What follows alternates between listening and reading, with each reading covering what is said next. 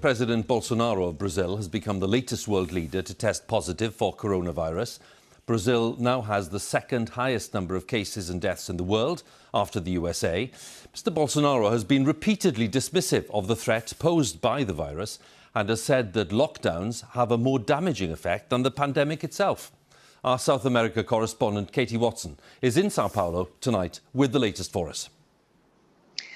Well, Hugh, he is a man who has called this the sniffles. He has said that because of his athletic history, he probably wouldn't feel any symptoms. He's even joked in the past that he's probably even had it, but just never noticed. Well, it is no longer a joke. The man at the top has Covid-19, and it symbolises the crisis that Brazil is in.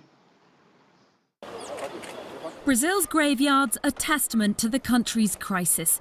Every day, more tombs are filled. Every burial, another number in the country's shocking statistics. Tens of thousands of people are falling ill every day. Numbers that Jair Bolsonaro has often dismissed. But now he is one of them. The president went on television to announce the test results, for once wearing a mask, but leaving very little distance between him and journalists as he shared his experience of the virus. It started on Sunday with a certain feeling of unwell that worsened during the day on Monday with malaise, tiredness, a bit of muscle pain and a fever that reached 38 degrees. I did a scan at the Armed Forces Hospital here and my lungs were clear. As he bid farewell, the mask came off. Not even Covid-19 will make him change his ways. Jair Bolsonaro is a man who thrives on controversy, meeting supporters and rubbishing global health guidelines from the very beginning. He fired 2 health ministers because he disagreed with their medical advice, which followed that of the World Health Organization. Today, the health body sent best wishes for a speedy recovery. We're all potentially exposed to this virus. The virus doesn't really know who we are, whether we're prince or pauper. We're equally vulnerable, and I think what it really highlights is our collective vulnerability to this disease. And Brazil is more vulnerable than most. The death toll is soaring, but shops, bars and restaurants are reopening. It's what Jair Bolsonaro has wanted from the very start, the economy back up and running. For so long, Jair Bolsonaro has tried to brush off this virus. The irony that he has now caught it has not been missed in Brazil today. I think he's going to get better. He has the best doctors and the best hospitals. I hope he's well. Bolsonaro spoke of not catching it, and he caught it. It's not just a little flu, like he was talking about. This was the 4th test Jair Bolsonaro had taken for Covid-19.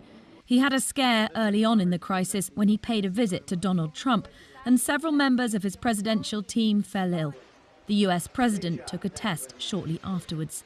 The 2 men have much in common, playing down the virus and leading countries that are now suffering the most. Brazil, most famous for its beaches, is becoming infamous for these much darker times. Katie Watson, BBC News in Sao Paulo. Well, as Katie was saying there, President Bolsonaro has been dismissive very often of the threat posed by coronavirus in the past. But his country, Brazil and South America, indeed, are now among some of the worst affected parts of the planet. Our science editor, David Schuckman, examines what's gone on there. A desperate scene in a graveyard in Bolivia. A charity uses a digger to bury the dead because too many people are dying for the authorities to cope. The family of a victim watches on from a safe distance. In Peru, there are long queues to get medical help. The country has one of the highest numbers of cases anywhere in the world, and it's among the least able to handle them. This woman worries that so many are sick, they're having to wait outside the hospital. It's very scary, she says. Health experts are now becoming seriously alarmed about what's happening in Latin America. Of the countries with the largest number of cases, 4 are in Latin America.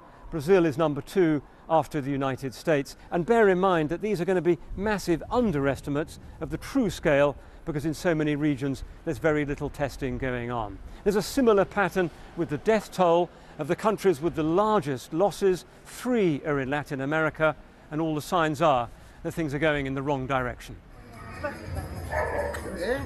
One reason is overcrowding in the favelas, the slums, where social distancing isn't possible, adding to a worsening global picture.